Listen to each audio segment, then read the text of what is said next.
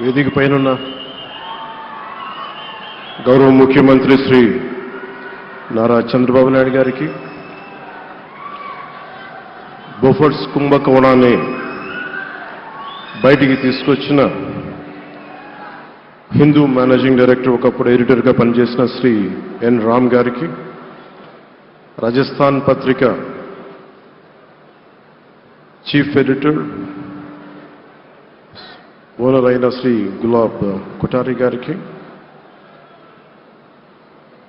చిత్ర పరిశ్రమ అతిరథ మహారథులందరికీ, శ్రీ రామాచార్య గారి కుటుంబ సభ్యులు, వారి అబ్బాయి శ్రీ సుమన్ గారికి, శ్రీమతి శైలజా కిరణ్ గారికి, శ్రీమతి విజయేశ్వరి గారికి, రామోజీరావు గారి మనవలకి మనమనాలకి ప్రత్యేకించిన హృదయపూర్వక నమస్కారాలు. ముఖ్యంగా ఆయనతో పాటు వెన్నంటే ఉన్న ఆయన ఈనాడు పత్రికా కుటుంబానికి, జర్నలిస్ట్ కుటుంబానికి, వారందరికీ కూడా నా ప్రత్యేక హృదయపూర్వక నమస్కారాలు. రామోజీరావు గారి గురించి అందరూ చెప్పిన దానికంటే కూడా నాకు నా పర్స్పెక్టివ్లో, నా అనుభవంలో నేను చూసిన రామోజీరావు గారిని మీ కొద్ది సంఘటనలు పంచుకుంటాను. రామోజీరావు గారు నాకు సినిమాలు ఉన్నా కానీ నాకు పరిచయం లేదు. ముందు షూటింగ్ ఆయన స్టూడియోస్లో చేసినా కానీ ఫస్ట్ టైం పాలిటిక్స్కి ఎంటర్ అయిన తర్వాత 2008లో ఆ సమయంలో ఆయన కలవటం జరిగింది. ఆయన మాట్లాడిన విధానం చాలా నిక్కచ్చిగా, ప్రజల పక్షపాతాన్ని. ఆయన మాట్లాడుతున్నంతసేపు నాకు మైండ్లో ఒకటే అనిపించింది, మనసులో జర్నలిస్టిక్ వాల్యూస్ని కాపాడటానికే ఆయన ఉన్నాడు. ప్రజాక్షేమం, ప్రజా సంక్షేమం, ఈ పర్స్పెక్టివ్లోనే, ఈ కోణంలోనే ఆ చర్చ జరిగింది. నన్ను ఒకే ఒకసారి ఆయన 2019లో ఒక లంచ్కి ఆహ్వానించారు వారి కుటుంబ సభ్యులతోటి. ఆ రోజు ఆయన మాట్లాడింది దేశ పరిస్థితులు, ముఖ్యంగా పత్రికా స్వేచ్ఛ గురించి, పత్రికా రంగం ఎంత కీలకమైంది. ఆయన ఎప్పుడూ కాంప్రమైజ్ అవ్వలేదు.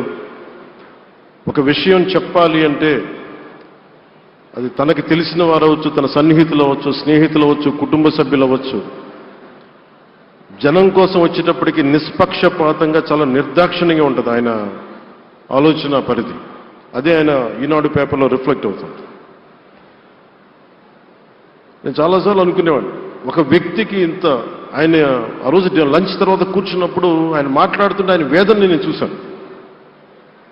ఆయన నలిగిపోతున్నారు. నిజంగా పత్రికా స్వేచ్ఛ ఎంత అవసరం దేశానికి, ప్రజాస్వామ్యానికి ఎంత కీలకమైంది, అది ఆయన చెప్తుంటే ఆయన ఆవేదన నాకు అర్థమైంది. అలాంటి వ్యక్తి మీద ఎన్ని రకాల ఇబ్బందులు పెట్టారో మనందరికీ తెలుసు. ఒక పేపర్ ఒకటే నడపటం చాలా అది కష్టసాధ్యమైంది. కానీ దాంతోపాటు ఆయనకి నష్టపోవడానికి, జనరల్గా అలాంటి విలువలు, కమిట్మెంట్ ఉన్న వాళ్ళు మిగతా వ్యాపారాలు అంటే ఆయన్ని అన్ని రకాలుగా దాడులు చేయడానికి చాలా తేలిక. అలాంటి దాడుల్ని తట్టుకుంటూ యాజ్ ఎ జర్నలిస్ట్ ఆయన అన్కాంప్రమైజింగ్ యాటిట్యూడ్, అన్కాంప్రమైజింగ్ వాలర్, అవన్నీ ఆయన్ని నాకు చూస్తే చాలా చాలా ఆనందం వేసింది. ఆయన ఒకటే చెప్పారు నాకు, your upcoming political leader, I wish you all the best. నీ జీవితంలో నువ్వు కాంప్రమైజ్ అవ్వకు, what ever you believe in, నువ్వు ఏదైతే నమ్ముతావో దాన్ని త్రికరణ శుద్ధిగా చేయని చెప్పి ఆయన చెప్పింది నేను ఈ రోజుకి మర్చిపోలేను. అలాంటి మహానుభావుడు సంస్మరణ సభకి నేను ఈరోజు ఇక్కడికి రావటం ఆంధ్రప్రదేశ్ ప్రభుత్వం భాగంగా నాకు నిజంగా చాలా ఆనందంగా ఉంది.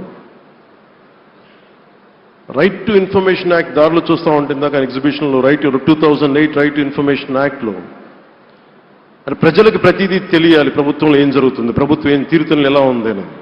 దానికోసం ఆయన అందరినీ కలిపి ఆంధ్రప్రదేశ్లో, ప్రత్యేకించి ఉమ్మడి ఆంధ్రప్రదేశ్లో ఆయన ఒక ఉద్యమకర్తగా కూడా వ్యవహరించారు.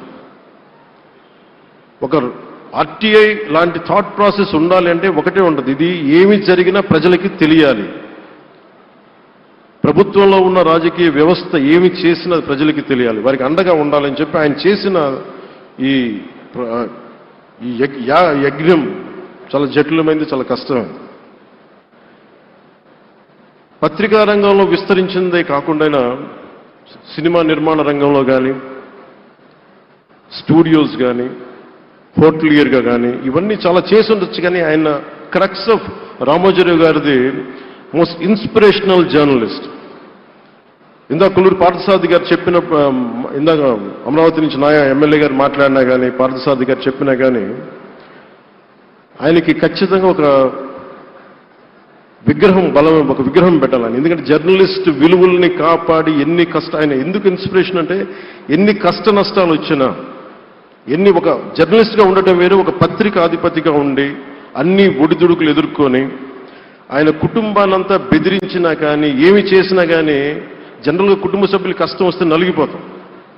కానీ అది కూడా దాటుకొని నేను నా జర్నలిస్ట్ వాల్యూస్ నేను కాంప్రమైజ్ అవును, ఏదైతే జరగనని చెప్పి ఆయన కూర్చోబెట్టి at the cost of his family members also he vent ahead and uphold the journalistic values. వారికి దానికి చాలా చాలా సాహసంగా నాకు చాలా ఆనందం వేసింది. ఆయన ఆఖర్లు ఎలక్షన్ రిజల్ట్స్ వస్తాయి, ఎప్పుడు వస్తాయి వీటన్నిటి అనుకున్న టైంలో నేను ఒకటి అనుకున్నాను, ఆయన ఆరోగ్యం క్షీణిస్తూ ఉంది, బాగుండు, ఆయన ఈ విజయ వార్త వింటారా లేదా అనేది నేను ఒకటి ఆలోచిస్తూ ఉన్నాను. సో నేను శ్రీమతి శైలజా కిరణ్ గారిని, సుమన్ గారిని, శ్రీమతి విజయశ్రీ గారిని అడిగినప్పుడు నేను ఒకటి అడిగాను, ఆయన విన్నారా అండి, ఆయనకి మాటలు వినిపించినాయా?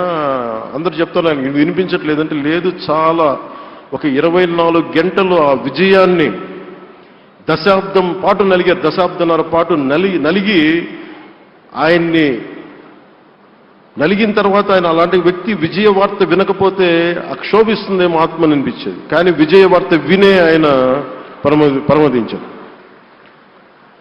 అందుకు నాకు చాలా ఒక తృప్తినిచ్చింది. అలాంటి మహానుభావులకి నా నివాళులు అర్పిస్తూ ఆయన నుంచి ఎవరైనా నేర్చుకోవాల్సింది, ప్రజాస్వామ్యాన్ని పరిరక్షించడానికి ఎవరి స్థాయిల్లో, ఒక పత్రికాధిపతిగా కావచ్చు, ఎవరు ఏ స్థాయిలో ఉన్నా దాన్ని మనం కాపాడాల్సిన అవసరం ఉంది. అలాగే ఆయన జర్నలిస్టిక్ వారసత్వ ప్రవాహం అంటే ఉదాహరణకి ఈనాడు, ఈటీవీ తాలూకు ప్రజెంటేషన్ ఆఫ్ న్యూస్ చాలా న్యూట్రల్గా, అన్బయాస్డ్గా ఉండదు. ఏదైనా విషయం చెప్పేటప్పుడు నా గురించి ఎంత రాస్తారో, నన్ను తిట్టాలనుకున్నప్పుడు అంతే తిడతారు. అంటే నువ్వు చేసే పనిని బట్టే గుర్తిస్తారు తప్ప నాకు తెలుసు కదా అని చెప్పి మళ్ళీ దానికి ఫేవరెటిజం ఉండదు. అది తెలుగుదేశం పార్టీ కావచ్చు, ఇంకొక పార్టీ కావచ్చు, కాంగ్రెస్ కూడా కావచ్చు. కాంగ్రెస్ చేస్తే కాంగ్రెస్ని ఆయన్ని పైకెత్తిన సందర్భాలు ఉన్నాయి. అలాగే ఏ పార్టీ తప్పులు చేసి నచ్చని, ప్రజలకి ఇబ్బందికరమైన సంఘటనలు జరిగినప్పుడు ఏం మాత్రం వెనకాడకుండా ఫ్రంట్ పేజీలు వేసేవాడు.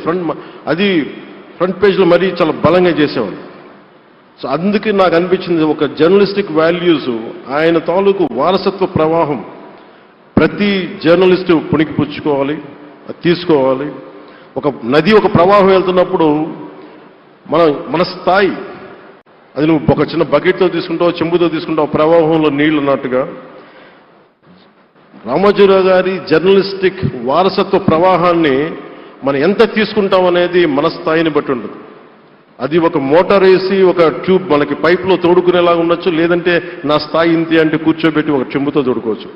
అలాంటి అపరిమితమైన ప్రవాహం, ఆగని ప్రవాహం, ఉధృతమైన రామోజీరావు గారి జర్నలిస్ట్ వారసత్వ ప్రవాహం ఈ రాష్ట్ర ప్రజలందరూ కూడా, తెలుగు ప్రజలందరూ కూడా దాని నుంచి మనకి ఒక స్ఫూర్తిని తీసుకోవాలని మనస్ఫూర్తిగా కోరుకుంటూ, నాకు అవకాశాన్ని ఇచ్చిన నా సహచర మంత్రివర్యులందరికీ, ఇక్కడికి వచ్చిన ప్రత్యేక ఆహ్వానితులుగా వచ్చిన జర్నలిస్ట్ పెద్దలందరికీ, పత్రికా ప్రతినిధులందరికీ, ఇక్కడికి వచ్చిన అతిథులందరికీ, విశిష్ట అతిథులందరికీ ప్రత్యేకమైన ధన్యవాదాలు తెలియజేసుకుంటూ, కృతజ్ఞతలు తెలియజేసుకుంటూ సెలవు తీసుకున్నాను. జై హింద్.